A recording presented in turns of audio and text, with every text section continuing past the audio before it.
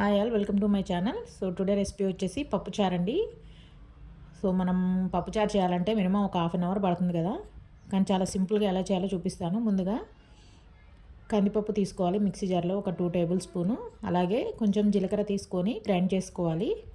మరి మెత్తటి పేస్ట్ లాగా చేయకుండా ఇలా బరకగానే ఉండాలి. నెక్స్ట్ ఒక 4-5 వెల్లుల్లిపాయలు వేసుకొని మళ్ళీ మిక్సీ పట్టాలి. సో చూసారు కదా, చూపిస్తున్న విధంగా బరకగానే ఉండాలి. సో ఈ పౌడర్ని ఒక బౌల్లో తీసుకొని టమాటాని ఇలా స్క్వీజ్ చేసుకోవాలి. మీకు కావాలనుకుంటే టమాటాని చిన్న చిన్న పీసెస్లా కూడా వేసుకోవచ్చు. సో మనం చింతపండు రసం లేకుండానే ఈ చారు చేస్తామండి, చాలా టేస్టీగా ఉంటుంది. సో నెక్స్ట్ రుచికి సరిపడినంత ఉప్పు వేసుకోవాలి. పప్పుచారు చేయాలంటే మేము హాఫ్ అన్ అవర్ పడుతుంది, కానీ నేను చాలా సింపుల్గా చేసి చూపిస్తాను ఇప్పుడు. నెక్స్ట్ కొంచెం పసుపు అండ్ అలాగే 2 పచ్చిమిరపకాయలు వేసుకోవాలి. కొత్తిమీర కూడా యాడ్ చేసుకోవాలి. కొత్తిమీర వేయడం వల్ల అనేది ఈ చారు మరింత టేస్టీగా ఉంటుంది. నెక్స్ట్ సరిపడినన్ని వాటర్ వేసుకోవాలి. అలాగే హాఫ్ స్పూన్ అలా మిరియాల పొడి యాడ్ చేసుకోవాలి.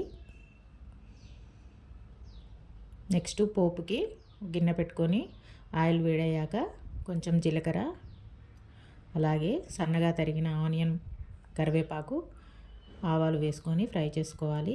నెక్స్ట్ మెయిన్ ఇంగ్రీడియంట్ వచ్చేసి నిమ్మకాయ అండి. మనం ఇక్కడ చింతపండు వాడట్లేదు కాబట్టి ఒక నిమ్మకాయని ఇలా రసం వేసుకోవాలి.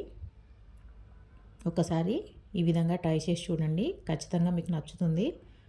చలికాలంలో వేడివేడిగా ఇలా రసం చేసుకొని తినేయండి. సో చూసారు కదా, అన్నీ ఇలా మొత్తం కలుపుకోవాలి ఒకసారి.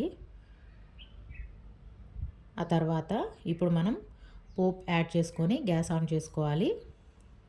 ఒక 15 మినిట్స్ అలా బాగా మరిగించాలి. మనం కందిపప్పుని కచ్చాపచ్చాగా గ్రైండ్ చేసుకున్నాం కదా, అది అనేది బాగా ఉడుకుతుంది. సో అప్పుడు టేస్ట్ అనేది చాలా బాగుంటుంది ఈ చారుకి. సో అంతే, ఎంతో టేస్టీగా ఉండే పప్పుచారు రెడీ. మీరు కూడా ఒకసారి ట్రై చేయండి. Hope you like the video and thank you for watching.